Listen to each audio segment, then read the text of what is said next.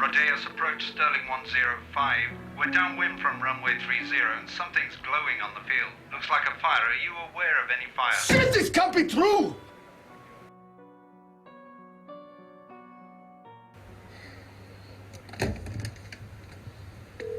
Come on, come on! Come on, come on!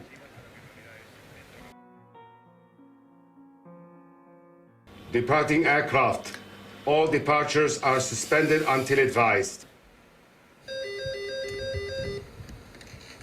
Hello. My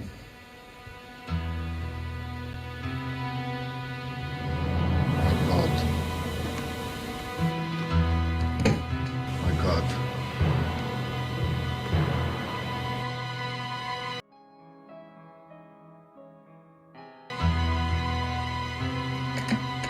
I'll get a local fire out of here. Notify the ambulance. We have an emergency. We need every vehicle they've got.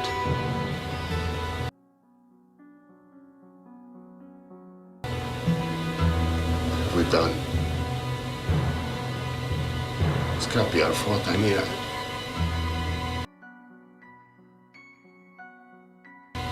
I told him to clear the taxiway.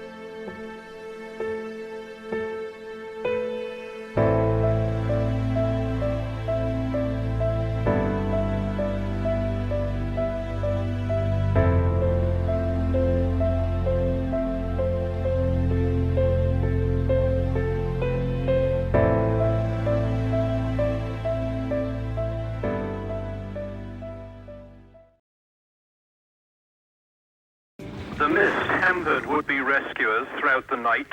When it lifted with the dawn, even those who'd been on the scene through the hours of darkness were shocked by the carnage. Both aircraft had been ripped into pieces. Few and far between of the many thousands of these pieces were those recognizable as having only a few hours before been part of an aircraft. The runway was carpeted with the pieces of wreckage, mingled with the remnants of passengers' personal baggage. The pictures can show this horror. They can't convey the stench of the dead, of the smouldering still of the two aircraft, a stench which hung over the airport long after the last flames had died and the last bodies had been removed. Once this task had been completed, the workers seemed, not surprisingly, to hardly know what to do next. Most of the dead were still strapped in their seats as though ready for takeoff. One mother was still clutching her small daughter to her bosom. The witnesses could only talk of the horror of it all. Both planes burst instantly into flames at the moment of impact. Thousands of jagged fragments were thrown out and scattered over a 200-yard stretch of the runway.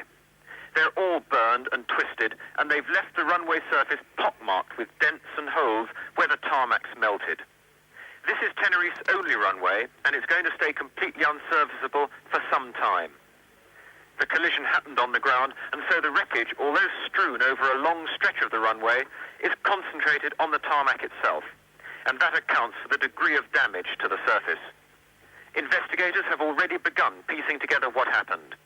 This time, their task is not the usual one of finding out what mechanical failure there might have been, but of trying to establish why two jumbo jets were on the same runway at the same time, both preparing for takeoff. Survivors from the Pan Am Jumbo had an escape nothing short of miraculous. All climbed out of the front of the fuselage, out of the cockpit and the first-class compartment. One survivor said, "The top of the plane was sheared right off. There was just a big open place. I crawled through the debris, jumped down the side of the plane and ran." Another said there was no panic after the crash. The main thing most of the survivors were trying to do was to get as far away as possible from the plane. An American, Mr. James Nake, one of the tour organizers of the Pan Am plane, said his greatest fear was for his wife. He said she couldn't take the buckles off her seatbelt and she was impossible to move. "I tried to pull her up," he said, "and then there was an explosion. I was thrown out of the plane. I looked and saw the whole plane on fire. Another explosion and my wife was thrown out. She's now in hospital seriously injured." Meanwhile, the airport stays closed and the investigation into exactly what happened is likely to be a long one.